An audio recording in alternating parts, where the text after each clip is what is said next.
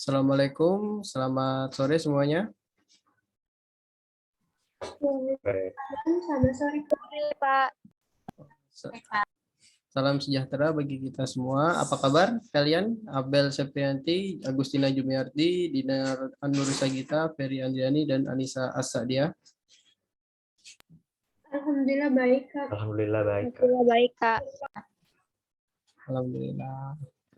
Baiklah, sebelum kita mulai bimbingan klasikal pada hari ini, saya boleh meminta Ferry untuk memimpin doanya? Boleh, Kak. Ya, silahkan dipimpin Ferry doanya. Oke, baiklah teman-teman. Sebelum kita memulai bimbingan klasikal pada sore hari ini, alangkah baiknya kita baca doa terlebih dahulu sesuai kepercayaan dan agama masing-masing. Berdoa mulai.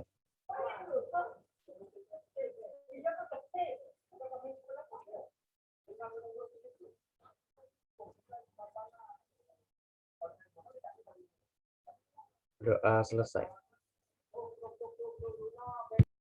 Baik, terima kasih Ferry ya. Oke, sebelum kita memulai Zoom pada hari ini, saya ingin menyampaikan beberapa tujuan kita mengadakan Zoom pada hari ini, Zoom bimbingan klasikal ya. Tujuan kita mengadakan Zoom ini adalah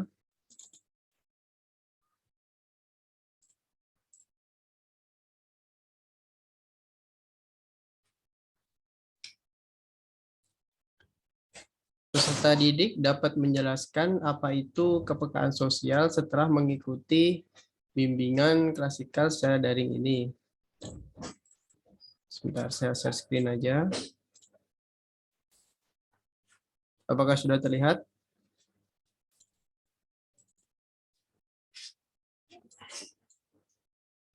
Jadi tujuan khusus kita melakukan bimbingan klasikal ini adalah peserta didik dapat menjelaskan apa itu kepekaan sosial setelah mengikuti bimbingan pada hari ini. Yang kedua, peserta didik dapat mengimplementasikan bagaimana cara meningkatkan kepekaan sosial yang baik. Lalu yang ketiga, peserta didik dapat mempraktikkan dan menerapkan cara meningkatkan kepekaan sosial dalam lingkungan masyarakat setelah berakhirnya layanan bimbingan klasikal pada hari ini. Oke, sebelum kita lanjut, saya ingin melakukan satu ice breaking ya. Jadi nanti saya akan membuat breakout rooms. Nanti saya membuat 2 room, yang satu berisikan 2 anggota dan satu lagi berisikan 3 anggota. Yang mana nanti salah satu di dalam satu grup itu saling bertukar informasi tentang hobi, makanan yang disuka, minuman, dan cita-cita, serta keinginan untuk keluar negeri ke negara mana. Itu. Bisa dipahami? Saya? Oke. Coba saya masukkan dulu satu-satu.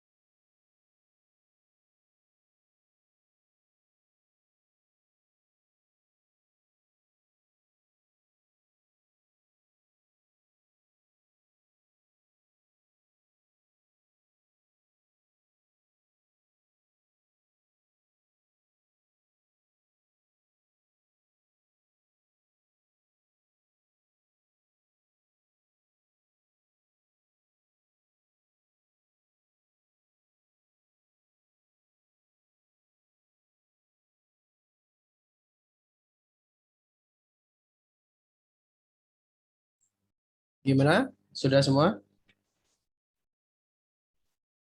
Oke, coba ceritakan dari Abel Seprianti dulu. Ceritakan tentang Agustina Jumiarti. Apa hobinya, apa makanan kesukaannya, apa minuman kesukaannya, cita-cita, dan negara mana yang ingin Agustina tuju.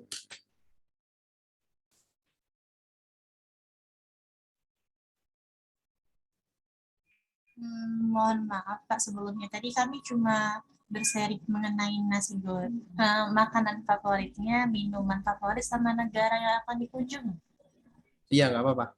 Itu aja udah cukup. Silakan. Jadi untuk Kak Agustina itu makanan favoritnya nasi goreng, minuman favoritnya itu susu, dan negara yang akan dia kunjungi itu Korea. Tadi juga Anissa menceritakan mengenai makanan favoritnya yaitu seblak, minuman favoritnya itu boba, dan negara yang akan ia kunjungi itu adalah India. Oke, terima kasih ya Abel. Sekarang untuk Ferry, silakan diceritakan tentang Dina. Dinar hobi ngedance. Terus Dinar bukan suka sih. Ya hobi ngedance, suka K-pop. Terus pengen berkunjung ke Korea, tapi Dinar ini nggak suka makanan Korea, walaupun dia suka Korea gitu Kak. Terus cita-citanya jadi influencer dance gitu dengan konten kreator minuman kesukaannya jus.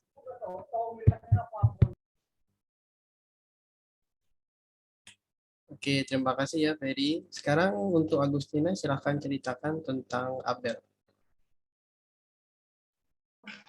Baiklah, terima kasih Pak Damar. Jadi setelah tadi kami berdiskusi, ternyata Abel ini sangat menyukai mie ayam dan minuman favoritnya itu adalah minuman Indonesia yaitu es cendol, dan negara yang ingin dia kunjungi adalah Korea Selatan. Terima kasih. Baik, terima kasih ya Agustina.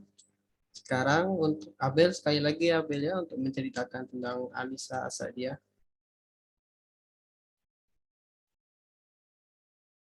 Oh, Baik. nggak usah. Coba Anissa spill sendiri aja ya, speak up sendiri aja. Biar adil, semuanya berbicara. Silakan Anissa.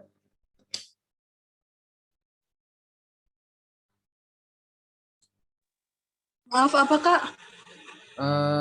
Coba diceritakan kepada teman-temannya, hobinya apa, makanan favoritnya apa, minuman favoritnya apa, negara yang ingin dituju, negara mana. Hobinya make up sama nyanyi. Terus makanan favoritnya tadi seblak, minuman favoritnya boba, dan negara yang ingin dituju India, Kak. Oke, terima kasih ya Anissa. Ya, Kak. Kira-kira ada yang tahu nggak kenapa saya menyuruh kalian untuk berdiskusi tentang hobi, makanan, minuman, dan negara yang ingin dituju? Ada yang tahu? Silahkan raise hand jika ada yang tahu.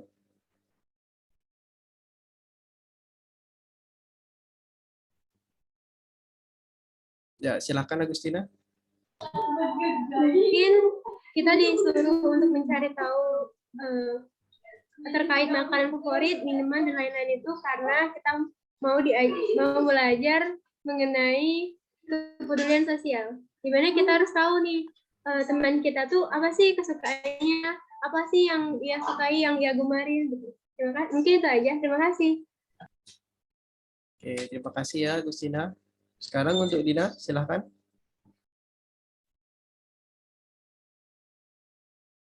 Menurut Dinar sih Kak, kenapa kita harus tadi ditanya tentang hobi dan segala macam?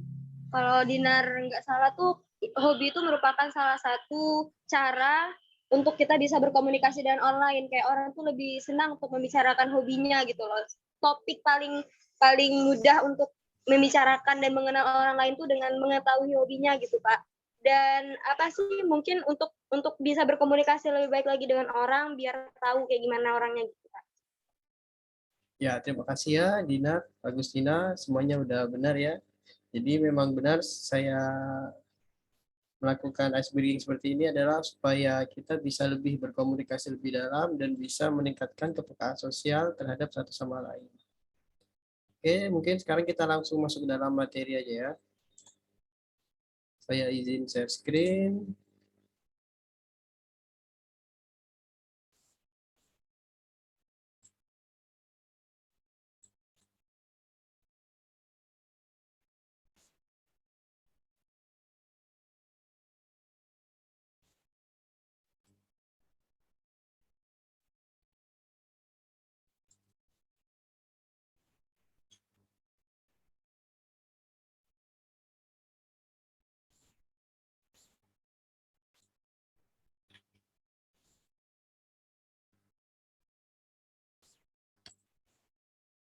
Sudah terlihat?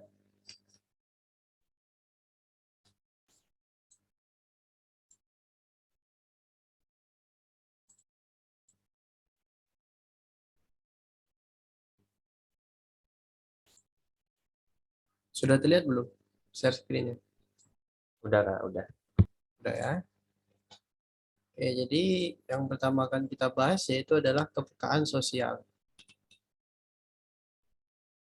Lalu, adapun alur pembahasan dan topik yang akan kita ulas atau kita kupas adalah yang pertama tentang apa itu kepekaan sosial, dan yang kedua macam-macam kepekaan sosial, dan yang ketiga faktor-faktor yang mempengaruhi kepekaan sosial, dan yang keempat adalah upaya meningkatkan kepedulian sosial.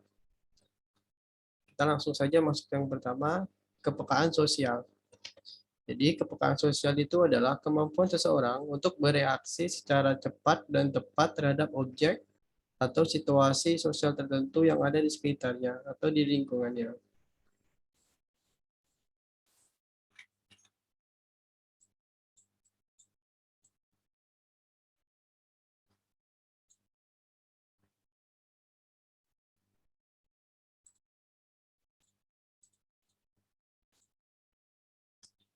Sedangkan atau kepekaan sosial atau kepedulian sosial juga merupakan sebuah implementasi kesadaran manusia sebagai makhluk hidup sosial yang tidak dapat hidup sendiri. Yang artinya apabila manusia memiliki rasa kepekaan atau kepedulian sosial yang tinggi, maka ia akan dengan mudah hidup berdampingan dengan orang lain dimanapun dan kapanpun ia berada, meskipun dia berada di tempat atau lingkungan yang sangat baru.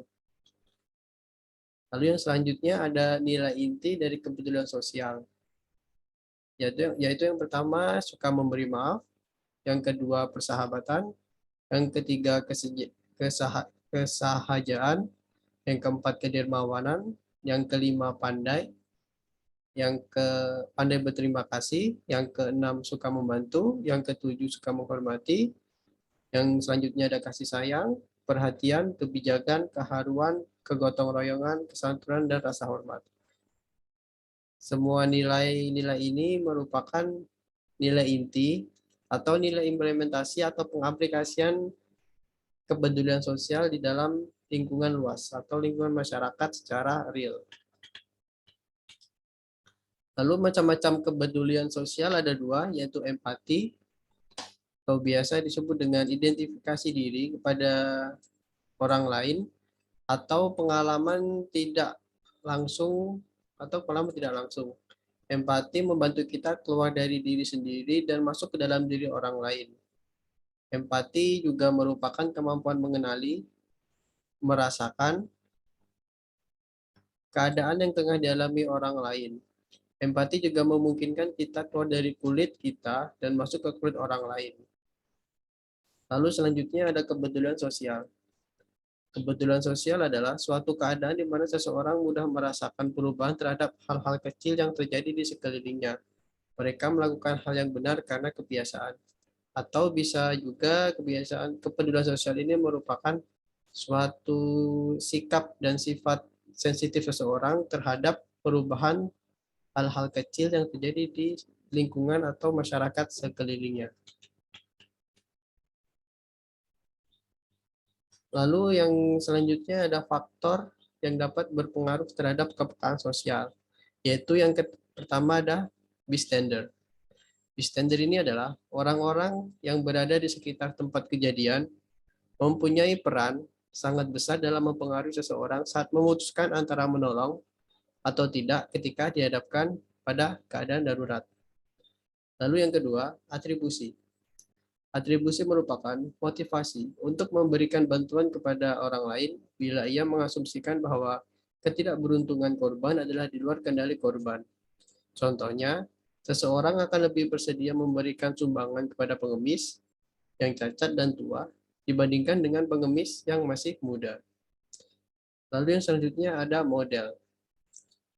Model di sini merupakan orang-orang yang melakukan kepekaan sosial yang dikarenakan ada suatu model tertentu sehingga merasa tertarik atau bersimpati.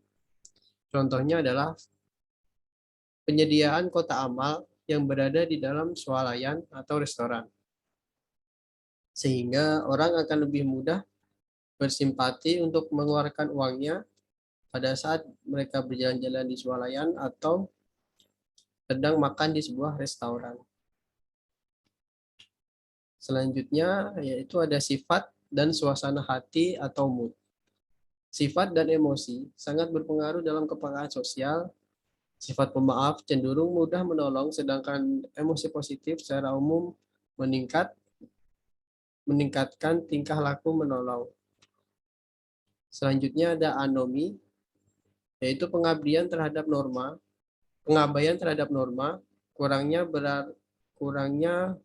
kurang berartinya nilai-nilai atau norma-norma yang berlaku dalam suatu kelompok sosial masyarakat dapat berpengaruh terhadap kepekaan sosial. Lalu yang selanjutnya ada upaya meningkatkan kepedulian sosial, yaitu yang pertama dengan pembelajaran di rumah.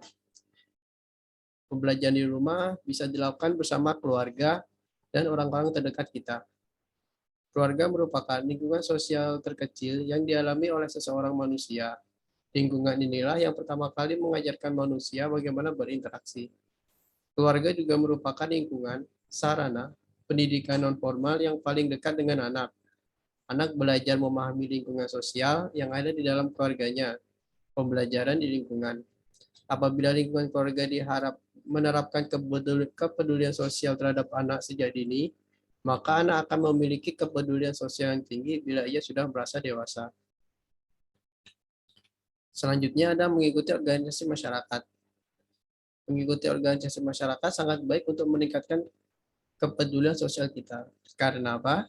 Karena banyak organisasi-organisasi di masyarakat yang dapat diikuti dalam rangka mengasah kepedulian sosial. Di antaranya adalah Karang Taruna yang anggotanya terdiri dari para pemuda.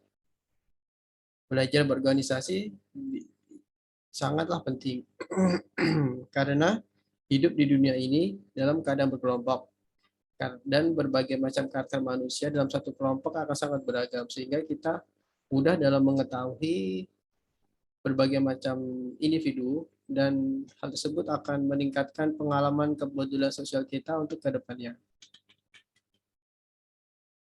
Lalu yang selanjutnya ada pembelajaran di sekolah.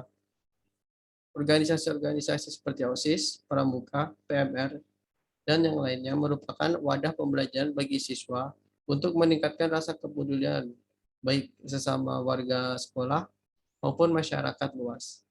Hal ini menurut Alma tahun 2010. Rasa peduli di lingkungan sekolah dapat ditunjukkan dengan perilaku saling membantu, saling menyapa, dan saling menghormati antar warga sekolah. Perilaku ini tidak sebatas pada siswa dengan siswa atau guru dengan guru, melainkan harus ditunjukkan oleh semua warga sekolah yang termasuk di dalamnya.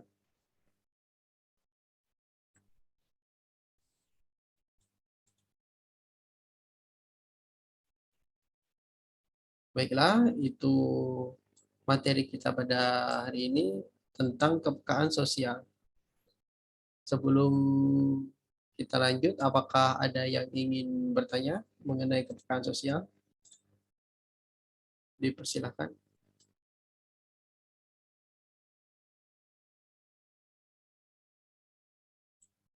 Ya, Ferry, silakan. Saya ingin bertanya, Kak. Jika kita terlalu peduli sama orang, sering dikatain caper, sok peduli, dan cari muka. Gimana cara kita menyikapi perihal yang dikatakan orang itu? Terima kasih. Perihal kita sendiri ya, sebagai Iya, individu. iya, Kak. Oke, sebelum saya jawab, apakah ada yang ingin menanggapi dulu tentang pertanyaannya? Dipersilahkan.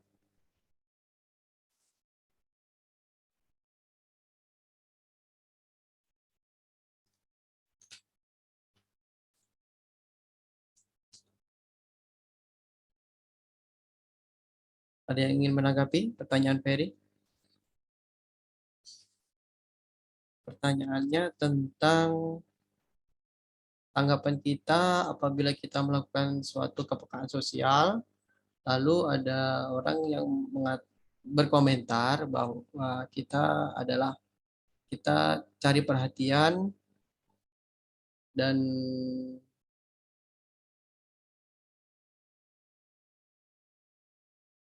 apa tadi Ferry? Cari perhatian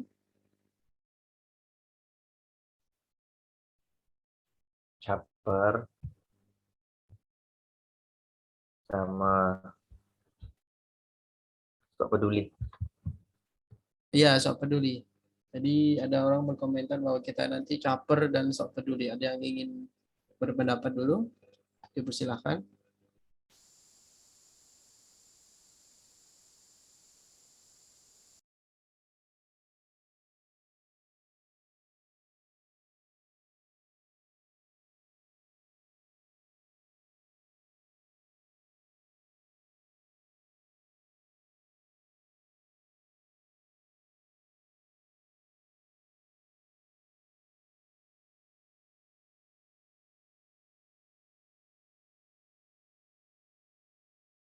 Oke, kalau tidak ada langsung saya jawab aja ya Ferry ya.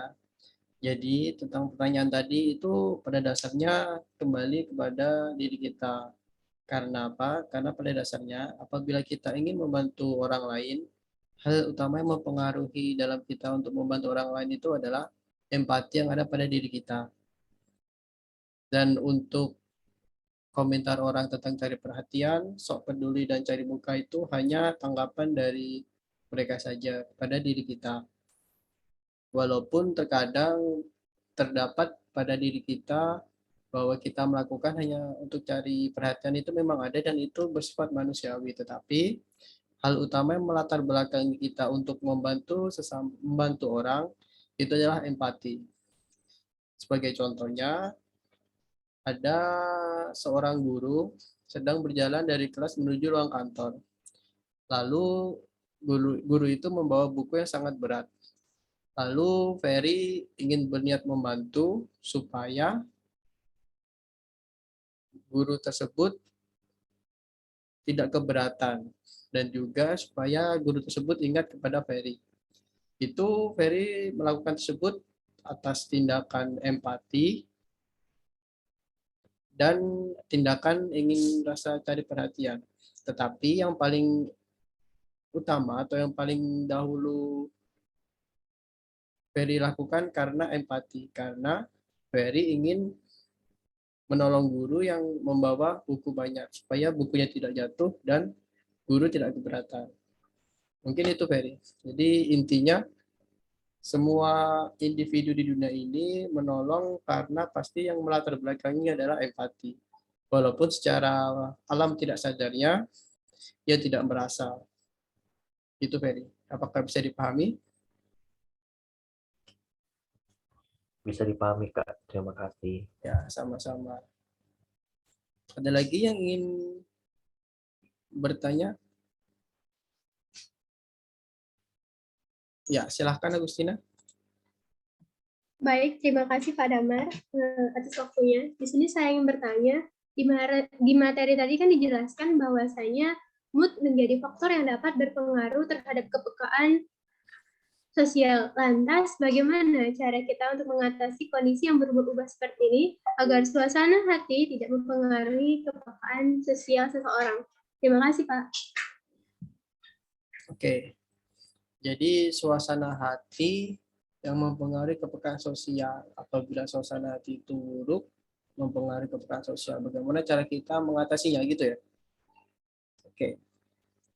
Jadi hal yang harus kita lakukan adalah yang pertama dan yang paling utama adalah menghindari aktivitas yang membuat kita merasa emosi negatif dalam tubuh kita itu meningkat. Atau biasanya kita sebut dengan distress. Stres yang sangat meningkat pada diri kita. Karena apa? Karena jika kita terdapat stres negatif maupun mood dan sifat yang negatif, hal tersebut akan menghalangi kita untuk melakukan sebuah kepedulian sosial kepada orang lain. Apa aja tentang aktivitas-aktivitas yang membuat kita merasa emosi negatif itu? Yang pertama ada lingkungan yang toksik atau lingkungan yang buruk, teman yang buruk, dan lingkungan tidak mendukung. Nah, sebisa mungkin jauhi lingkungan tersebut supaya emosi dan mood atau sifat kita terasa positif terus. Dan hal tersebut tidak akan menghalangi kita untuk menjalankan, membantu orang lain. Dan banyak yang bisa kita lakukan untuk mempertahankan atau meningkatkan mood tersebut supaya kita bisa dengan lebih mudah menolong orang lain. Yaitu yang pertama, memperbanyak kegiatan di organisasi sekolah dan masyarakat. Adapun organisasi sekolah seperti yang dipaparkan dalam PowerPoint tadi, yaitu ada PMR, OSIS, dan semacamnya. Dan di masyarakat kita terdapat Karang Taruna yang berisikan para pemuda-pemuda untuk menolong satu sama lain, sehingga kepekaan sosial kita meningkat. Dan apabila kepekaan sosial kita meningkat, walaupun kita terdapat emosi yang negatif, hal tersebut tidak akan mempengaruhi kepekaan sosial kita. Karena pada dasarnya kepekaan sosial kita sudah tinggi, sudah tertanam dalam diri kita. Dan kita melakukan kepekaan sosial tersebut sudah tidak berdasarkan kebutuhan orang lain, tetapi kebutuhan kita sendiri. Jadi gitu, Agustina. Apakah bisa dipahami? Baik, terima kasih Pak Damar. Jawabannya sudah dapat saya pahami. Oke. Selanjutnya, apakah ada yang bertanya lagi?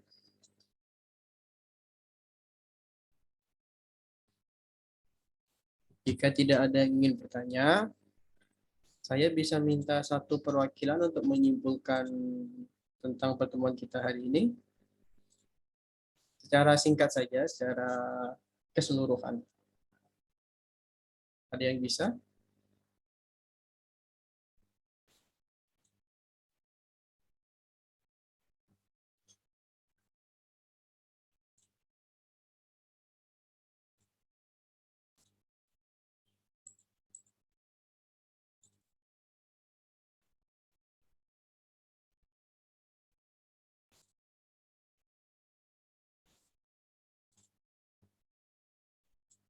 Kok pada diem ini?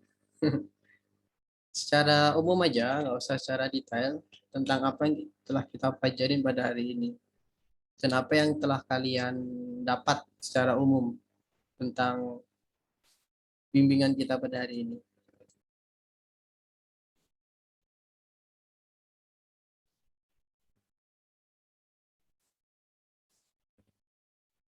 Ada yang bisa membantu saya?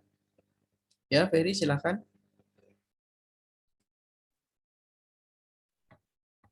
Izin menyampaikan kesimpulan, Kak.